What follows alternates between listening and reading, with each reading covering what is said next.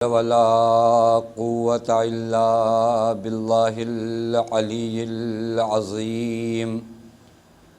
أعوذ بالله من الشيطان اللعين الرجيم. بسم الله الرحمن الرحيم. الحمد لله الذي علا في توحده ودنا في تفرده وجلى في شانه وعظم في أركانه وقهر جميع الخلق بقدوته وبرهانه. ثم الصلاة والسلام على أشرف الأنبياء والمرسلين حبیب الہ العالمین مولا و مولا الثقلین جد الحسن والحسین مولانا ابی القاسم محمد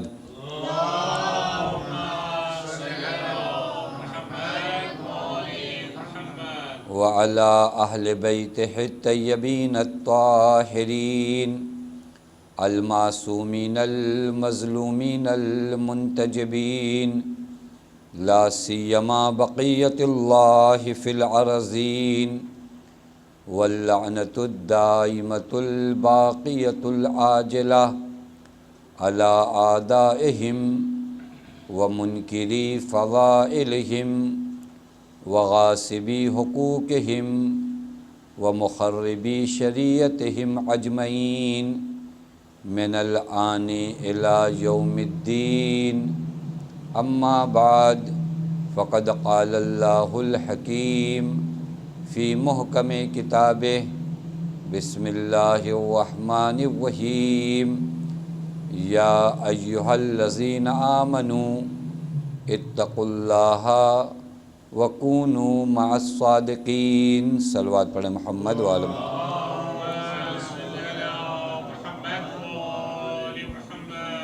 پروردگار عالم کا لاکھ لاکھ شکر ہے کہ اس معبود نے ہمیں اور آپ کو بارگاہ صدیقہ طاہرہ سلام اللہ علیہا میں حاضر ہونے کا شرف عنایت کیا. بی بی دو عالم کی شہادت کے سلسلے سے ان مجالس کا جو انعقاد کیا گیا ہے، در حقیقت یہ مجالس ہمیں اور آپ کو بیدار کریں گے. ہم جو خواب غفلت میں ہیں اور ہے انسان جس میٹیریل سے بنا ہے نا، اس میں غفلت ہے. یعنی جو میٹیریل ہوتا ہے، جہاں پہ بعض چیز ہوتی ہے، یہ ہے تو خود پیغمبر نے فرمایا انما سمی القلب من تقلب ہی. یہ جو دل ہے تمہارا نا، یہ ایک جیسا رہتے ہی نہیں. قلب کو قلب کہتے ہی اس لیے ہیں کہ بدلتا رہتا ہے. قلب کہتے نا منقلب ہو جانا، پلٹ جانا. دل کا کام یہ ہے. ان العبد یصبح مؤمنا ویمسی کافرا. ایک انسان صبح کرتا ہے مومن، شام ہوتے ہوتے کافر ہو جاتا ہے. تو جو فرمایا لامحالہ اس انسان کو ہر دم اپنے آپ کو چیک کرتے رہنا چاہیے کہ پرابلم تو نہیں آیا. بہت مطمئن مت رہیے، بہت مطمئن. ہم دنیاوی لیول پر مضطرب رہتے ہیں، دین کے حوالے سے ہمارے اندر کوئی اضطراب نہیں ہوتا. ہم سوچتے ہیں کہ نہیں، ایک مرتبہ ہم نے کلمہ پڑھا، بات ختم ہو گئی. ہم نے زبان سے نعرہ بلند کیا، بات نہیں. یہاں چیک کرتے رہیے، یہاں اپنے آپ کو چیک کریے. یہ مجلسیں واقعاً اسی لیے ہوتی ہیں کہ یہاں آنے والا خطیب بھی اپنے آپ کو چیک کرے، سامعین بھی اپنے آپ کو چیک کریں کہ واقعاً ہم ہیں دین پر اب تک باقی، یا کبھی کبھار وہ بدن صرف دکھ رہا ہے، اندر سے کھوکھلا ہو چکا ہے. تھوڑا سا ایک امتحان کا وہ ہوا چلی، پتہ چلا یہ پیڑ جو دکھ رہا تھا بہت تناور ہوتا ہے. بعض پیڑوں کو دیکھیں اندر سے کھوکھلے ہوتے ہیں. پرانے پیڑ آپ دیکھیں تو ڈر جائیں انہیں کہ ارے اتنا پرانا پیڑ کا پہلے طوفان میں یہ گرا، کا کیوں کا اندر سے کھوکھلا ہو چکا تھا. اگر اس کی جڑیں زمین سے تعلق رکھتی تو آندھیاں آتی، لیکن یہ پیڑ نہ گرتا، کچھ شاخیں ٹوٹ جاتی، کچھ پتے گر جاتے، لیکن یہ پیڑ اپنی جگہ صحیح سالم رہتا، کیونکہ زمین سے اس کا تعلق باقی ہے۔ اسی طرح مومن ہے، ہو سکتا ہے کچھ مشکلات آئیں، کچھ پتے گریں، لیکن امام سے جو تعلق ہے وہ امتحان کے وقت ٹوٹے گا نہیں۔ یہ چیک کرتے رہنا چاہیے، اور یہ مجلسیں الحمدللہ ہمارے لیے نعمت ہیں۔ خدا کی قسم کہیں میں نے اور نہیں دیکھا کس طرح اہل بیت علیہم الصلاۃ والسلام کی باتوں کو بتانے کا بہترین موقع، جہاں واقعاً آپ دنیا میں جاؤ ہر چیز کا ٹیسٹ ہے، آنکھ کا ٹیسٹ ہے، کان کا ٹیسٹ ہے، میں سمجھتا ہوں مجلسیں ہمارے ایمان کا ٹیسٹ ہے۔ یہاں آ کر اپنے آپ کو چیک کیا جائے کہ ہمارا پرابلم کہاں پر ہے۔ بات بہت اہم موضوع پہ چل رہی ہے، لہذا میں تمہیدی گفتگو میں زیادہ دیر آپ کا وقت نہ خراب کروں۔ وہ یہ کہ حجت خدا سے جو ہمارا تعلق کم ہوتا جاتا ہے اور مع الصادقین ہم نہیں ہو پاتے۔ قرآن کہتا ہے کونوا مع الصادقین، سچوں کے ساتھ ہو جاؤ۔ کل عرض کیا تھا تمام علماء نے ہمارے لکھا کہ صادقین سے مراد معصومین علیہم الصلاۃ والسلام ہیں، ان کے ساتھ ہونا حکم دیا، پروردگار عالم نے حکم دیا ہے کہ ان کے ساتھ تمہیں ہو جانا ہے۔ اب اگر ہم نے، میں نے کل عرض کیا تھا، اگر ہم نے اپنے آپ کو چیک کرنا نہیں شروع کیا تو ایک چیز آپ کی خدمت میں عرض کروں، شیطان ڈھول تاشا نکارہ بجا کر آپ کی زندگی میں نہیں آتا۔ کسی کو یہ لگے کہ شیطان پوری ایک بارات لے کر آئے گا، ڈھول بجتی رہے گی، نکارہ بجتا رہے گا، اور میں ہوشیار ہو جاؤں گا کہ وہ لو شیطان آ رہا ہے۔ قرآن نے عجیب تعبیر کیا ہے، کبھی قرآن کو دیکھیے، قرآن کہتا ہے یا ایھا الذین آمنوا لا تتبعوا خطوات الشیطان، اے صاحبان ایمان شیطان کے خطوات کی پیروی نہ کرو۔ خطوہ معلوم ہے کسے کہتے ہیں؟ چور لوگ جو قدم اٹھاتے ہیں نا اس کو کہتے ہیں خطوہ، چھوٹا چھوٹا قدم۔ کبھی آپ نے سنا ہے چور آئے ڈھول تاشے کے ساتھ اور گھر چوری کر کے لے گئے؟ نامحسوس قدم کیا کرتے ہیں؟ محسوس نہ ہو، بہت دھیرے دھیرے، بہت دھیرے دھیرے، پتہ چلا ہمارے گھر میں انٹر ہو گئے، ہم کو پتہ ہی نہیں چلا، چونکہ یہ قدم جو اٹھایا اس نے، وہ کیا اٹھایا؟ نامحسوس قدم۔ شیطان انسان کی زندگی میں نامحسوس قدم کے ساتھ آتا ہے۔ اب اگر ولی خدا کے ساتھ اس کا رابطہ برقرار نہیں ہوگا تو اس شر شیطان سے کون بچا پائے گا؟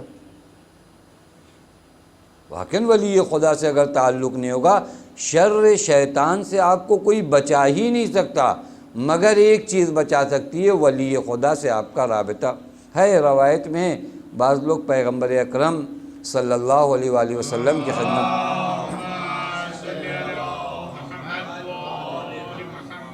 آئے اور انہوں نے کہا یا رسول اللہ نخاف علینا النفاق، یا رسول اللہ ہم اپنے اندر، یہ بھی بہت اچھی چیز ہے، آدمی اپنے عیب کو دیکھ لے، اور کم سے کم جو طبیب ہو، جو حکیم ہو، جو ڈاکٹر، اس کو بتائے تو میرے اندر یہ پرابلم ہے۔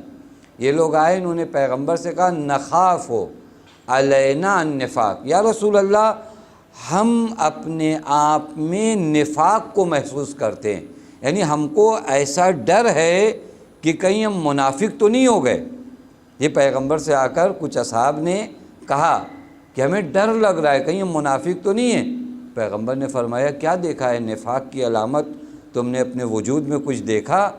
کہاں ایک علامت ہم لوگوں کو اپنے وجود میں جو نظر آ رہی وہ یہ کہ جب تک آپ کے ساتھ ہوتے ہیں، بہت تعجب خیز واقعہ واقعاً میرے لیے اور آپ کے لیے درس عبرت ہے، جب تک آپ کی بزم میں ہوتے ہیں، آپ کے ساتھ ہوتے ہیں، آپ تشریف فرما ہوتے ہیں، آپ واعظ و نصیحت کر رہے ہوتے ہیں، اس وقت تک ہمارے دل کے اندر ایک خاص دینی جذبہ ہوتا ہے، ایک خاص دینی محبت ہوتی ہے۔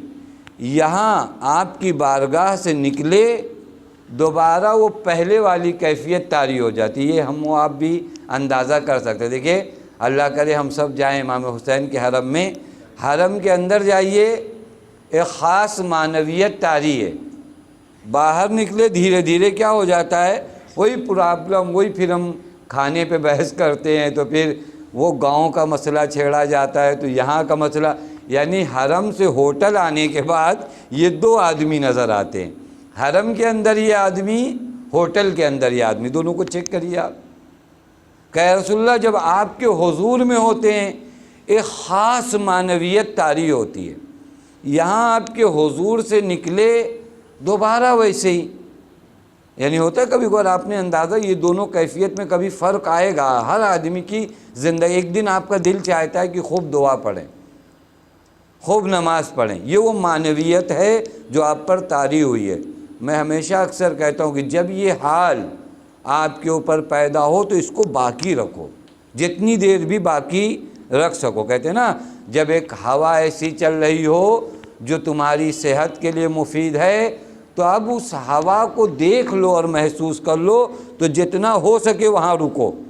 یہ حالت جب آپ پر طاری ہو تو جتنا ہو سکے وہاں پر کیا ہے، رکیے۔ انہوں نے کہا یا رسول اللہ یہ پرابلم آتا ہے ہم لوگوں کی زندگی میں، کیا یہ نفاق نہیں ہے؟ منافق تو اسی کو کہتے ہیں نا، ظاہر کچھ باطن کچھ۔ ہم آپ کے پاس ہوتے ہیں تو یہ کیفیت، آپ کے پاس سے ہٹتے ہیں تو یہ کیفیت۔ پیغمبر نے فرمایا نہیں، یہ نفاق نہیں ہے، یہ کیا نہیں ہے، یہ نفاق نہیں ہے، ذاک خطوات الشیطان، یہ وہی شیطان کے چھوٹے چھوٹے قدم ہیں۔ جب تک ولی خدا کی بارگاہ میں ہوتے ہو تو شیطان کی رسائی تم تک نہیں ہوتی، تو وہ خاص معنویت حاصل ہوتی ہے۔ یہاں میری بارگاہ سے نکلے شیطان کے نامحسوس قدم تمہارے وجود کو آ کر چھو لیتے ہیں۔ پتہ نہیں یہاں تک کی بات کا نتیجہ آپ نے سمجھا، جتنا تعلق ولی خدا سے گہرا ہوگا، یا یوں کہوں جتنا ولایت اللہ تمہارے وجود پر زیادہ ہوگی، ولایت شیطان سے بچے رہو گے۔ یہاں ولایت اللہ سے نکلے، وہاں ولایت الشیطان آ گئی۔ ایک صلوات پڑھے محمد وآل محمد۔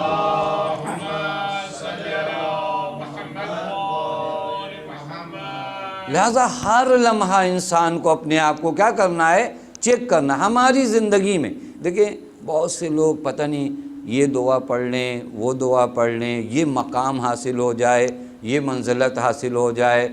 بعض آیت اعظام کا ذکر اکثر میں کرتا ہوں تو پتہ چلا وہ اس مقام پر کون سی دعا پڑھ کے گئے۔ دعا پڑھ کر اگر لوگ جا سکتے نا تو میں بھی مفاتیح اٹھا کے پوری دعا ایک مرتبہ پڑھ لیتا۔ معلوم ہے انسان کہاں سے اتنا بلند مقام حاصل کرتا، معلوم ہے صرف ایک راز، جو بھی بندگی کے بڑے درجے پہ پہنچا ہے ولی خدا سے تعلق رکھنے کی وجہ سے۔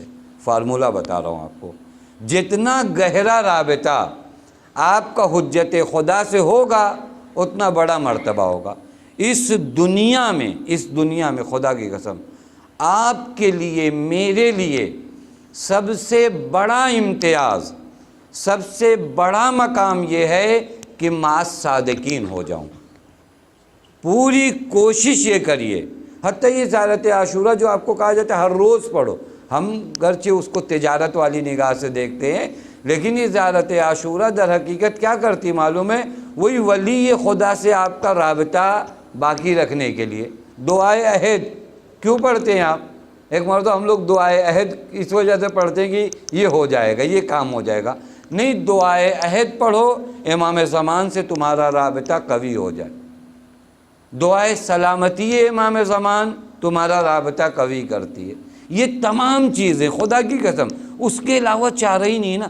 ایسے دشمن کے ساتھ ہونا، یعنی جو تمہارا دشمن ہے، دکھائی نہیں دیتا، دائیں بائیں آگے پیچھے چاروں طرف سے حملہ کرتا ہے۔ دیکھیے میں آپ کی خدمت میں عرض کروں، اگر چاروں طرف سے لوگ مجھے گھیرے ہوں نا، ایک طاقت ہو جو مجھے بچا لے گی، تو میں کیا کروں گا، اسی طاقت کے پاس چلا جاؤں، تبھی میری نجات ہے۔ شیطان کہاں سے آتا ہے؟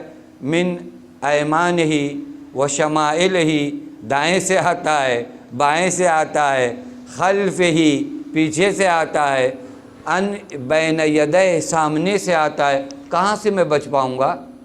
ایک جگہ ہے، وہ کون سی معلوم ہے؟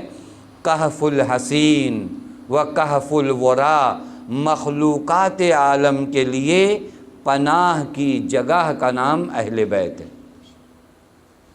یہاں پناہ لے لو، یہاں پہ پناہ لے لو۔ یہاں پہ پناہ کا مطلب کیا ہے؟ کوئی ٹکٹ لوں؟ نہیں، یہاں پہ پناہ لینے کا مطلب یعنی اپنا رابطہ کیسے برقرار ہوگا؟ عرض کیا کہ جب تعلقات میرے دنیا کی نسبت بڑھتے جائیں، وہاں مجھے اپنے آپ کو چیک کرنا چاہیے۔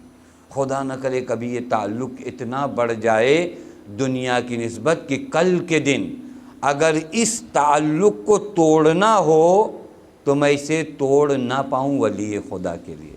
نہیں توڑ پایا، آپ پوری تاریخ اٹھائیے، بعض نہیں توڑ پائے تعلقات۔ عمر سعد کیا نہیں جانتا امام حسین کے بارے میں؟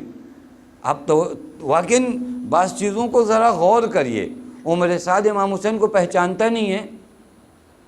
بعضوں نے کہا کہ حسین سے جنگ کرنے جا رہے ہو، حسین کو نہیں جانتے؟ کہا جانتا ہوں کہ حسین سے جنگ کرنے کے بعد میرا انجام جہنم ہے۔ خود اپنے منہ سے اس نے کیا کہا؟ میرا انجام جہنم ہے۔ وہ جو جملہ ہے اس کا کہتے ہیں میں اپنے آپ کو جنت و جہنم کے درمیان پا رہا ہوں۔ توجہ کر رہے ہیں؟ یعنی وہ جانتا ہے کہ اس جنگ میں صرف میرے ہاتھ جہنم لگے گی۔ خب کیوں یہ قدم نہیں آ پایا؟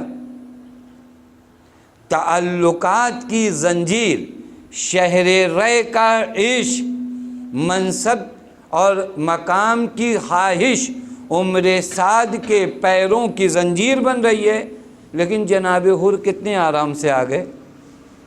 آپ دیکھو دونوں کردار کربلا میں، آپ کبھی غور کرو، یہ دونوں کردار ہے۔ جناب حر بھی تو کوئی معمولی تو نہیں تھے، 1000 لشکر کے فرماندار اور نہایتی موثق اور معتمد رہے ہوں گے نا، تو ان کو بھیجا گیا تھا۔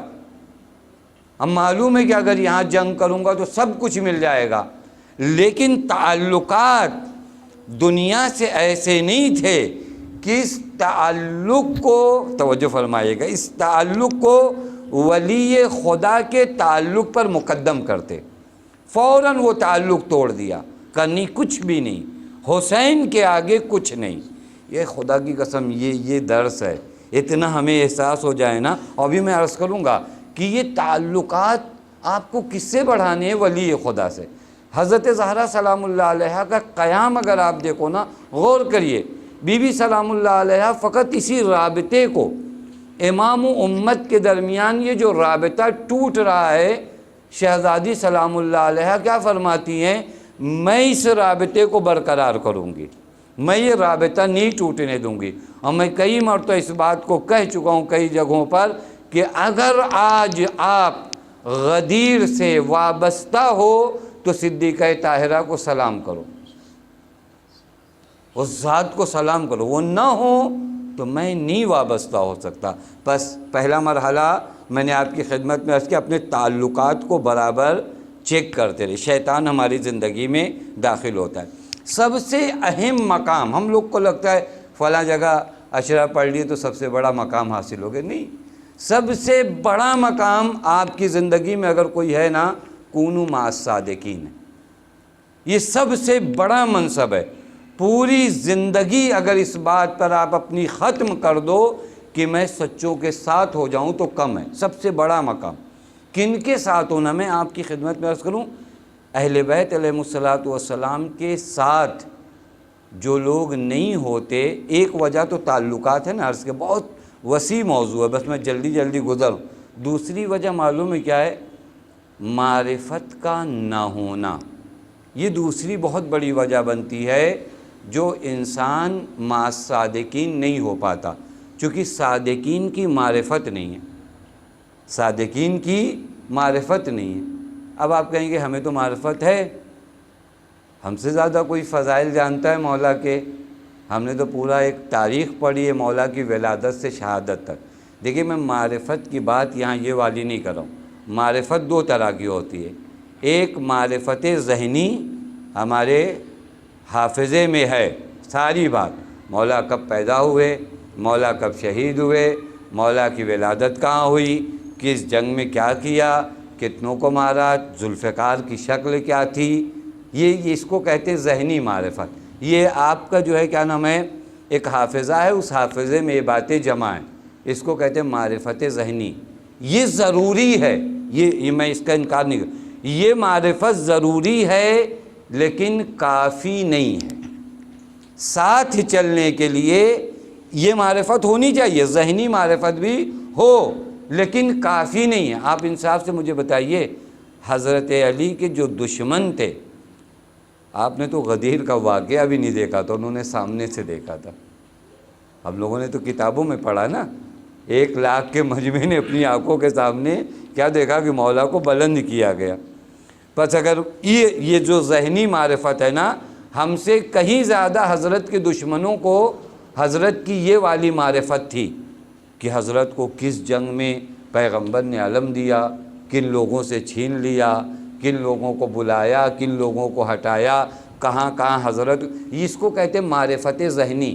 یہ میں عرض کروں، میرے جملوں پہ توجہ فرمائے گا، یہ معرفت ضروری ہے، کافی نہیں ہے۔ ایک معرفت اور آتی ہے جس کو کہتے ہیں معرفت قلبی۔ ولی خدا کے ساتھ آپ کی یہ معرفت قلبی ہو۔ معرفت قلبی کا مطلب کیا ہے معلوم ہے؟ کل شاید یہ بات میں نے یہاں چھوڑا تھا کہ آپ یہ یقین کر لو کہ آپ کی جان پر، آپ کے مال پر، آپ کے ارادے پر آپ سے زیادہ اختیار ولی خدا کو ہے۔ اس معرفت تک اگر کوئی پہنچ جائے نا، وہ ساتھ رہ سکتا ہے۔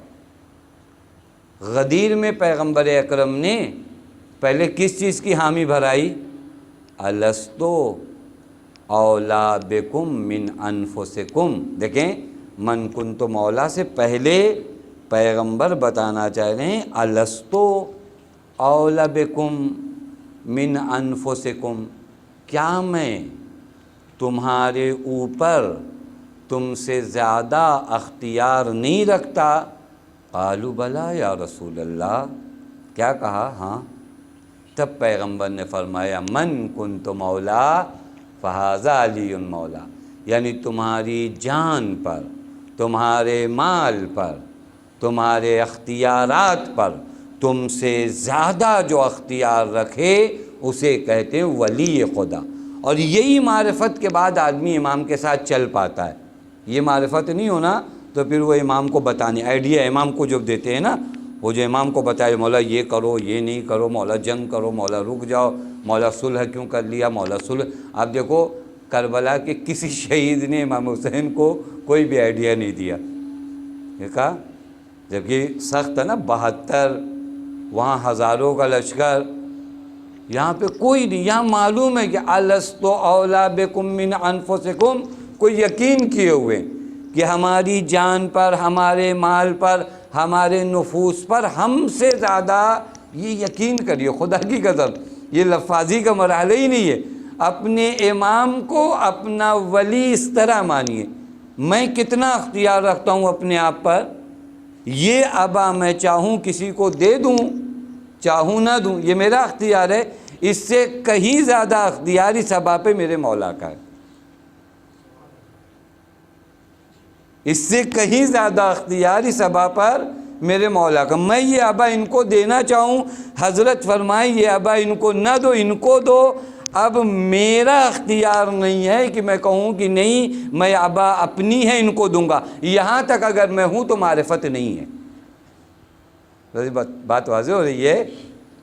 میرے مال پر ان کا، اور پھر عرض کروں گا آپ کی خدمت میں، بہت حسین مطلب ہے یہاں سے، وہ یہ کہ اللہ جب آپ کو، آپ کے اوپر کسی کو آپ کا ولی بناتا ہے تو ایسے ہی نہیں بناتا۔ مثلا آپ کبھی ان انوار کو سمجھیے، یہ کیا بات ہوئی بھائی، میرا مال، میری ابا، میری کبا، میرا امامہ، اختیار ان کو زیادہ ہے، یہ کیسے اللہ نے ولی بنایا؟ کہا کہ دیکھو جب ولی بنایا تو 3 کوالٹی ان کے اندر تھی، بہت توجہ فرمائیے گا، شاید معکم واضح ہو سکے۔ 3 کوالٹی ان کے اندر تھی۔ ایک یہ کہ تم سے زیادہ تمہارے فائدے اور نقصان کو یہ سمجھتے ہیں۔ علم معصوم، جسے آپ کیا کہتے ہو؟ علم معصوم۔ معصوم کے علم میں خطا نہیں ہے۔ دیکھو آج کے یہ پورا پیش رفت جو اس عالم میں آپ دیکھ رہے ہو، یہ انسانی علم کا نتیجہ ہے۔ یہ لائٹ، یہ پنکھا، یہ گاڑی، یہ وہ برتن دھونے والی مشین، تو کپڑا دھونے والی مشین، اب کیا کیا مشین آپ سب جانتے ہیں، یعنی پوری دنیا مشینریز کی ہے۔ یہ سب جو ہے محصول علم بشر ہے۔ واقعاً بشر نے ترقی کی ہے، لیکن یہ علوم خالی از خطا نہیں ہے۔ فائدے بہت ہیں، لیکن آپ اس کے نقصانات اپنے گھر میں دیکھتے ہو۔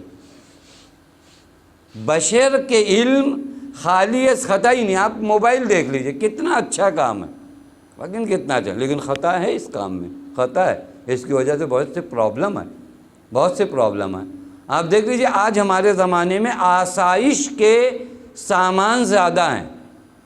جانا ہو آپ کو 100 کلومیٹر، ایسی گاڑیاں جو آپ کو مثلاً جو ہے آدھے گھنٹے میں، پونے گھنٹے میں، اگر ممبئی کی ٹریفک نہ ہو تو پہنچا دیں۔ ایسی گاڑیاں آپ کے پاس موجود ہیں۔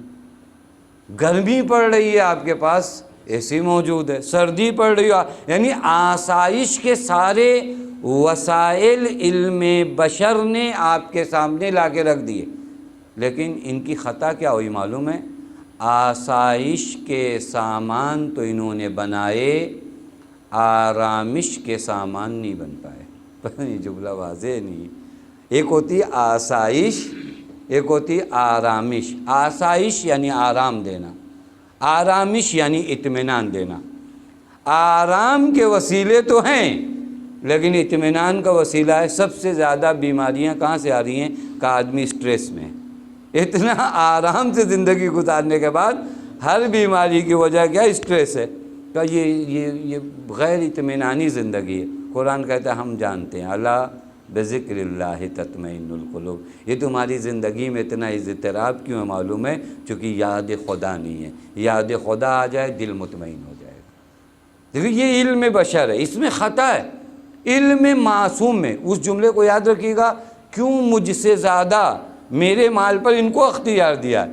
چونکہ جو ان کا علم ہے نا، اس علم میں خطا نہیں۔ یہ علم ہلکا سے اگر کسی کے پاس آ گیا نا، عالم میں اس نے جو ہے تہلکہ مچا دیا۔ جس کے پاس یہ علم معصوم تھوڑا سے آیا، آصف ابن برخیہ اس علم کے قطرے کو جانتے، تو قرآن کہتا ہے عندہ علم من الکتاب۔ کتاب کا پورا علم نہیں تھا، تھوڑا سا علم کتاب آیا تو کیا ہوا؟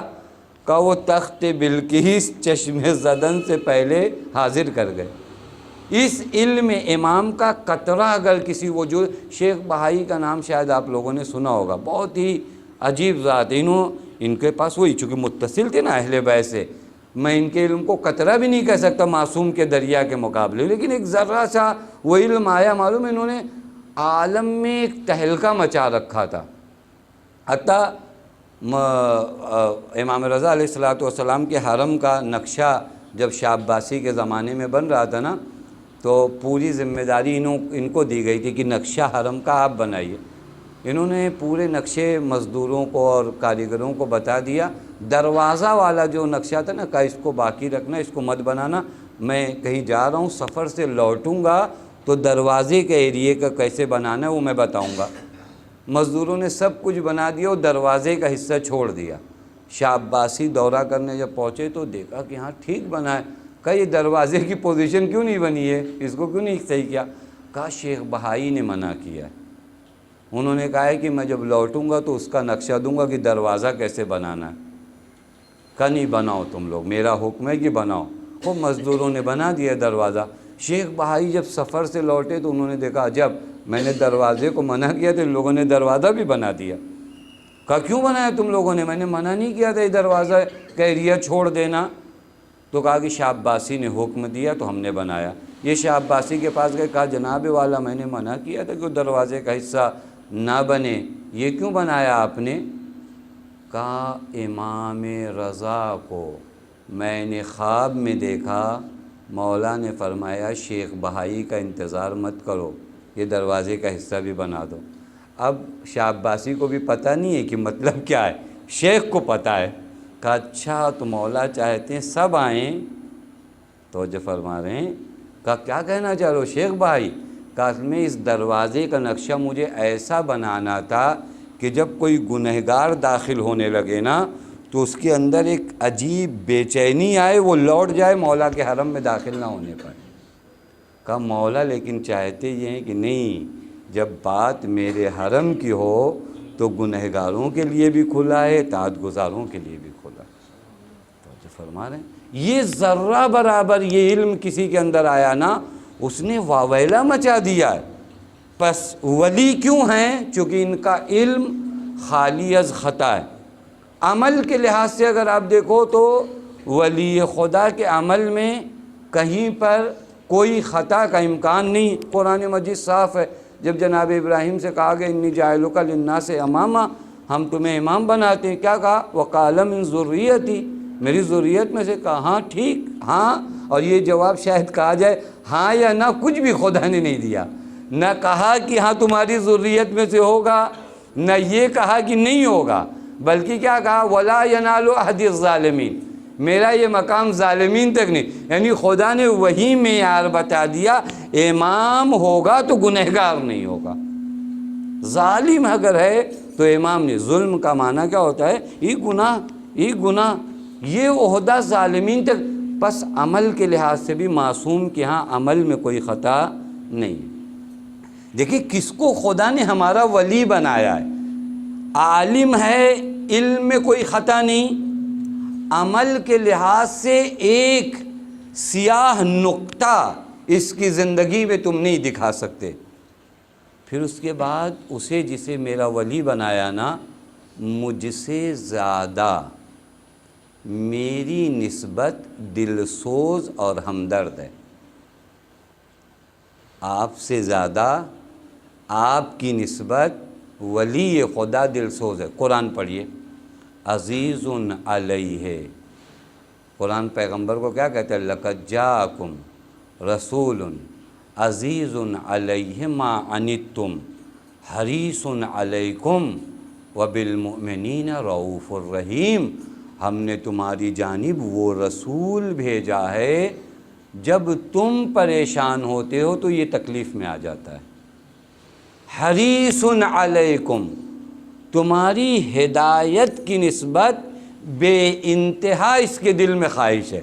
پس توجہ فرمائیے گا، ولی خدا ہم سے زیادہ ہماری نسبت دل سوز ہے. میں مثالیں پیش کروں آپ کی خدمت میں، واقعاً کبھی غور کریے گا اور پھر وہ مطلب سمجھیے گا کہ انہیں ولی کیوں بنایا گیا اور ہمیں کہا کیوں گیا کہ ان کے ساتھ رہو. یہ مجھ سے زیادہ میری نسبت عالم ہے، مجھے اپنے کل کا نہیں پتہ، میری زندگی گناہوں میں بھری پڑی ہے، میں بعض چیزوں کو جانتا ہوں میرے لیے نقصان دہ ہے، پھر بھی میں انجام دیتا ہوں. دیکھیں پس میں اپنی نسبت نہ دل سوز ہوں، نہ اپنے کل کے بارے میں جانتا ہوں، اور نہ میرا عمل خطا سے محفوظ ہے. میرا ولی کس کو بنایا گیا؟ جس کے علم میں خطا نہیں ہے. توجہ فرما رہے ہیں، جس کے عمل میں خطا نہیں ہے، جو مجھ سے زیادہ میری فکر میں رہتا ہے. مجھ سے زیادہ میری فکر میں. آپ پوری تاریخ اٹھا کر دیکھیے نا، انسانیت کے لیے ولی خدا کا دل تڑپتا ہے. انسانیت کے لیے، خدا کی قسم، انسانیت کے لیے ولی خدا کا دل کیا ہے؟ تڑپتا ہے. ولی خدا تڑپ رہا ہے انسانیت کے لیے. اس کا دل اگر دھڑکتا ہے تو انسانیت کے لیے. اب دیکھیے میں نے کل بھی ایک منظر عرض کیا تھا، قرآن نے جو کہا نا تاہا وما انزلنا علیک القرآن لتشقی، اے میرے حبیب یہ قرآن اس وجہ سے تھوڑی نہیں نازل کیا گیا ہے کہ آپ اپنے آپ پر اتنی مشقت لے آئیں. یعنی خدا جو ارحم الراحمین ہے وہ بھی کہہ رہا ہے میرے حبیب اس قدر لوگوں کی نسبت تمہارا دل، اس قدر. بعض جگہ دیکھیں بعض چیزیں ہمارے یہاں بچپنے سے پڑھائی جاتی ہیں لیکن غور کرنے کا مقام ہے. یہ واقعہ میرے خیال سے کسی نے ایسا نہیں ہے جو نہیں سنا ہوگا، لیکن ذرا اس زاویے سے غور کریے. آپ دیکھیں وہ یہودی جو پیغمبر پہ بعض جگہ پر ہے، وہ بڑھیا والا واقعہ ہمارے ہندوستان میں کافی مشہور ہے. وہ بعض جگہ پہ ملتا ہے، وہ خود مرد تھا جو پیغمبر پر باقاعدگی سے کچرا پھینکتا ہے. باقاعدہ پیغمبر نے راستہ بھی کبھی چینج نہیں کیا. دیکھیں بدل دیتے، ایک راستہ ہے خوب چینج کر دے، اس ٹائم پہ نہ جائیں، کوئی الٹیمیٹم ہو. دیکھیں اس کو کہتے ہیں ولی خدا، جس کا دل دھڑک رہا ہے، جس کا دل فقط ہدایت کے لیے دھڑک رہا ہے، فقط اس لیے کہ یہ راہ راست پہ آ جائے، فقط اس لیے. اور ملتا ہے کہ جب ایک دن نہیں آیا کچرا تو پیغمبر نے اپنے صاحب سے پوچھا کہاں گیا آج ہمارے حصے کا کچرا، اس نے پھینکا نہیں ہمارے اوپر. لوگوں نے کہا بیمار ہے. پیغمبر نے کہا چلو عیادت کو. بعض روایات میں کہ جب اس کو بتایا گیا مسلمانوں کے نبی تم سے ملنے آ رہے ہیں، تو جو بھی چادر یا اپنی زبان میں کہا جائے جو بھی اس کے سر پہ تھا اس نے منہ تک اوڑھ لیے. روایت کا جملہ ہے. کہاں تک اوڑھا؟ منہ تک اوڑھا. چونکہ سامنا کیسے کریں گے؟ توجہ فرمائے، زندگی بھر ہم نے اس کے اوپر کیا پھینکا ہے؟ کچرا پھینکا. آج وہ ہماری عیادت کو آ رہا ہے. یہ روایت کا جملہ ہے. اس نے چادر اوڑھ لیا، پیغمبر داخل ہوئے، پیغمبر نے کہا سلام علیکم. اس نے جواب دینے کے بعد کہا کہ جب تک آپ اپنا کلمہ نہیں پڑھا لیتے اس وقت تک میں چادر نہیں ہٹاؤں گا. آپ پہلے کلمہ پڑھائیے تو میں چادر ہٹاؤں گا. اس کو کہتے ہیں ولی خدا. ولی خدا یعنی اس کا دل دھڑک رہا ہے تمہارے لیے. آپ آئیے، میں اتنی مثالیں میں انشاءاللہ اگر کل بھی وقت رہا تو آپ کی خدمت میں عرض کروں، پھر معلوم پڑے گا ان کے ساتھ چلنے کو کہا گیا ہے. اس نے صرف تمہارا فائدہ ہے، تمہارا گھاٹا نہیں ہے.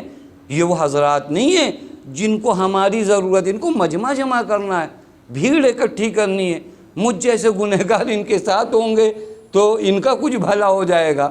ان کا نہیں، تم گھرے ہوئے ہو، تم گھرے ہوئے. آفات، بلیات، آفات و بلیات بھی کہتے ہیں، ڈائریکٹ ہم لوگوں کا جادو وغیرہ کہتے ہیں نہیں. یہ آفات، یہ جو نظریات کے آفات ہیں نا، یہ بلایا جو آپ کو چاروں طرف سے گھیرے ہیں، یہ انہی کی پناہ میں جا کر آپ کو نجات ملے گا، وگرنہ اس سے پہلے کہیں نجات نہیں ملنے والا. آپ کہیں، میں بتاؤں واقعاً خدا کی قسم کیسا دل ہے، کیسا دل ہے. ایک روایت ہے، حضرت امیر فرماتے ہیں کہ ان للہ مئہ رحمہ، خدا کے لیے 100 رحمت. یعنی یہ ہمارے اور آپ کو سمجھانے کے لیے کیا کہا کہ رحمت کے 100 جز ہیں. کتنے جز ہیں؟ 100 جز. وَوَاحِدَةً مِّنْهَا فِي الدُّنْيَا، اس 100 جز میں سے اب تک اس دنیا میں کتنا آیا ہے؟ ایک جز آیا ہے. توجہ فرما رہے ہیں. اور اس کی بھی وجہ ہی نہیں کہ خدا نے تھوڑا چھپا کے رکھا ہے، بھیج دوں گا تو ختم کیا. اس سے زیادہ آپ کی دنیا میں جو ہے کیپیسٹی نہیں ہوتا نا، جتنا جو برتن ہے اس سے زیادہ پانی ویسٹ ہے، رہ نہیں سکتا. یہ دنیا کے اندر رحمت واحدہ سے زیادہ کی ظرفیت ہے ہی نہیں، لہذا خدا نے یہ ایک جز بھیجا. 99 جز یعنی یہ سب. اب آپ اس میں ساری محبتوں کو لے آؤ، ماں کی محبت، باپ کی محبت، بھائی کی محبت، دوست کی محبت، جتنی بھی محبتیں ہیں اسی ایک جز کا حصہ ہے. ولی خدا کون ہے؟ ولی خدا مظہر صفات خدا ہے. ایک جز میں ماں کی محبت بھی ہے، باپ کی محبت. ولی خدا کے پاس وہ 100 جز رحمت کے موجود ہیں. اب آپ سمجھ سکتے ہو کہ ماں کی محبت سے بھی ولی خدا کی محبت کو کمپیئر نہیں کیا جا سکتا، کیونکہ وہ مظہر صفات خدا ہے نا وہ. اور اب وہاں پر آپ زیارت جامع کبیرہ کے جملہ پڑھیے نا، تو یہ سننے کے بعد آپ یہ جملے پہ جائیے. معدن الرحمہ، رحمت کا معدن. معدن کسے کہتے ہیں؟ جہاں سے چیزیں نکلتی ہوں. معدن کسے کہتے ہیں؟ جہاں سے چیزیں یعنی رحمت نکلتی ہی یہاں سے. ماں کے وجود میں جو رحمت آئی ہے اسی ولی خدا کی رحمت کے معدن سے نکلی. کیا کمپیئر کریں گے اس کی محبت کا؟ آپ نے تاریخ میں کہیں نہیں دیکھا ہوگا کوئی آئے. میں نے تاریخ میں فقط ایک کمانڈر کو دیکھا، فقط ایک ذات کو دیکھا جو علی مرتضیٰ. جنگ جمل میں معلوم ہے کتنے لوگ قتل ہوئے تھے؟ 30,000 لوگ. کتنے لوگ؟ 30,000 لوگ. حضرت جب اس جنگ میں جیتے ہیں، آپ کا لشکر جب جیتا ہے نا، آپ تاریخ اٹھا کر دیکھ، جا کر یہ تاریخ پیش کریے دنیا والوں کے سامنے. جنگ جیتنے کے بعد ہوتا کیا ہے مجھے انصاف سے بتائیے. جیتا ہوا لشکر نقارے بجاتا ہے، ڈھول بجاتا ہے، مٹھائیاں تقسیم ہوتی ہیں. ہمارا زمانہ ہو تو سیلفیاں لی جائیں اور کیا کیا جائے. ہر زمانے کے اپنے شوق ہوتے ہیں. تو جو فرما رہے ہیں سجاوٹ، ڈیکوریشن، یہ سب ہوتا ہے۔ آپ جا کر دیکھو جنگ جمل پڑھو کبھی، ہم لوگ تھوڑا سے ممبر پہ سے کبھی آ کر وہ بات، میں نہیں کہتا وہ نہیں پڑھیے، لیکن جنگ جمل کے کچھ دروس آپ بتائیے دنیا والوں کو۔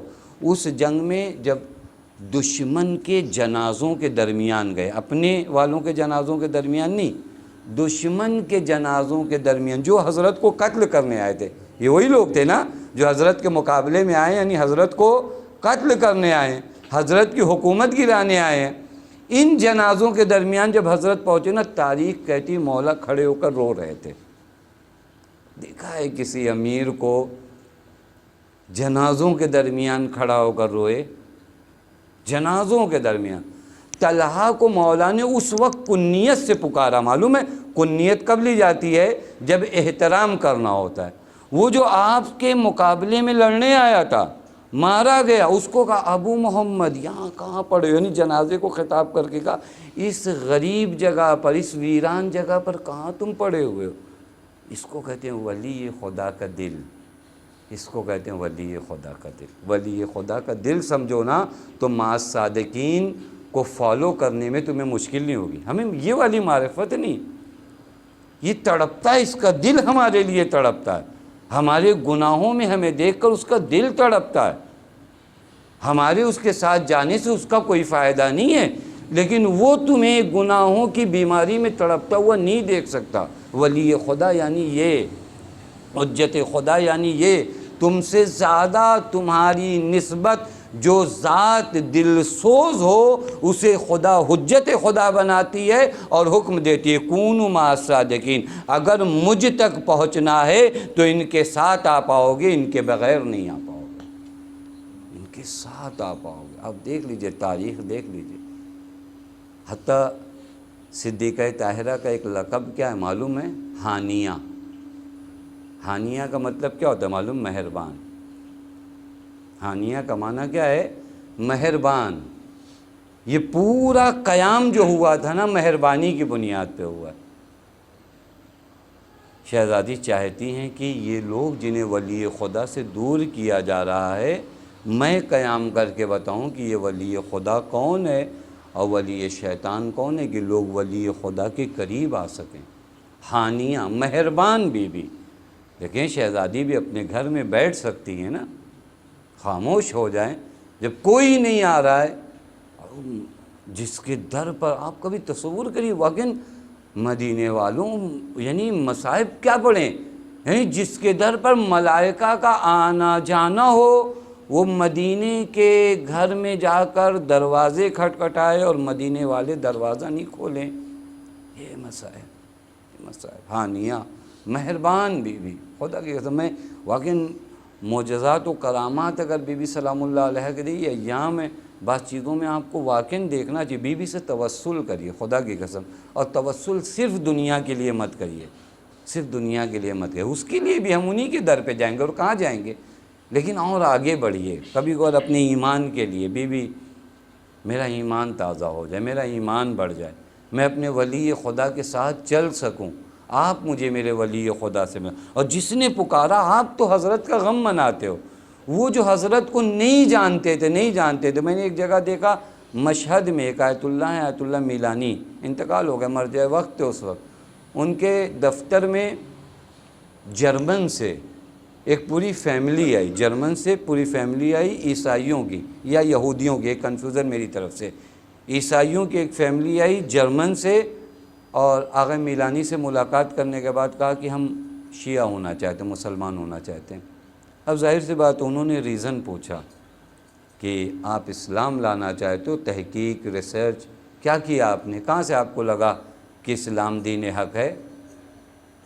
انہوں نے کہا کہ دیکھو ہم نے کوئی تحقیق کوئی ریسرچ نہیں کیا ہے، ہماری جو بچی ہے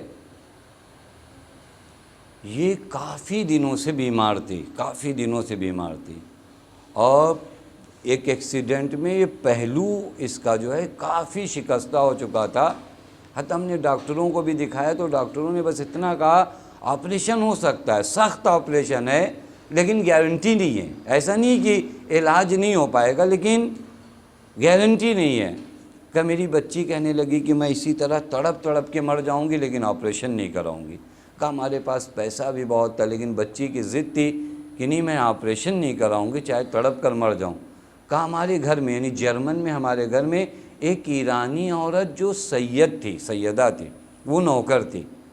ایک مرتبہ میری بچی نے اپنے نوکرانی سے یعنی وہی سیدہ خاتون سے کہنے لگی کہ دیکھو ہمارے پاس اتنا پیسہ ہے، اتنا سب کچھ ہے، لیکن آج ہماری حالت یہ پتہ نہیں دنیا میں کوئی ایسا ڈاکٹر نہیں ہے جو مجھے دوبارہ کھڑا کر دے۔ تو اس سیدہ خاتون نے کہا کہ ایک ڈاکٹر ہے میرے پاس، ایک ڈاکٹر ہے، ایک طبیب کو میں بھی جانتی ہوں۔ کہا کون ہے، کیسے ملاقات ہوگی، میں پورا پیسہ دینے کو اپنا تیار ہوں۔ کہ نہیں وہاں پر آپ کو نمبر نہیں لینا ہوگا، وہاں پر آپ کو پیسہ نہیں دینا ہوگا، میں ایک نام بتاتی ہوں بس اسی نام کو دہراؤ۔ کہا کیا ہے نام؟ کہا کہو یا زہرا، یا زہرا۔ یہ شخص کہتا ہے کہ ہمارے گھر میں ایک عجیب، یہ نام میں ہی عجیب ہے نا، یا زہرا کہو تو ساری مظلومیت ایک ساتھ سامنے آ جاتی ہے۔ یہ شخص کہتا ہے کہ میری بچی ایک گوشے میں یا زہرا کہہ رہی تھی، میں نے اس سیدہ خاتون کو دیکھا کہ میرے گھر کے ایک گوشے میں اس نے اپنی جان نماز بچھا دی۔ میری بچی بار بار کہہ رہی تھی یا زہرا یا زہرا، میں نہیں جانتی آپ کون ہے، بس بی بی اتنا کرم کرو کہ میری۔ عجیب ہے، واقعی عجیب ہے۔ یہ کہتے ہیں کہ میں نے اس سیدہ خاتون کو دیکھا کہ وہ گھر کے اس گوشے میں ہاتھ بڑھا کر فقط اتنا کری، بی بی میں آپ کی بیٹی ہوں، میری آبرو رکھ لیجئے گا، بی بی میں آپ کی بیٹی ہوں، ایک مریض کو لے کر آئی ہوں آپ کے دروازے پر۔ یہ کہتا ہے ناگہانی جب یہ منظر میں نے گھر کا دیکھا نا تو میری زبان سے بھی یا زہرا نکلنا شروع ہوا، اور اسی اثنا میں نے دیکھا کہ میری بچی اپنی جگہ سے کھڑی ہوتی ہے، میرے سامنے آتی۔ میں نے کہا تم اپنے پیروں سے کھڑی ہو کر آئی ہو؟ کہاں بابا، اسی بی بی کو جس کو بلا رہے تھے وہ آئی ہے، اپنا دست شفقت میری پسلیوں پہ پھیر دیا، بسر باب ازا۔ اللہ اللہ، جس کی پسلیاں خود ٹوٹی تھی وہی بی بی آ کر ان پسلیوں پہ ہاتھ پھیر کر شفا دیتی ہے۔ میں کہوں گا اے بی بی یہاں تو شفا مل گئی، اللہ کوئی علی کے دل سے پوچھے جب علی غسل دے رہے تھے ان ٹوٹی ہوئی پسلیوں میں جب نگاہ پڑی۔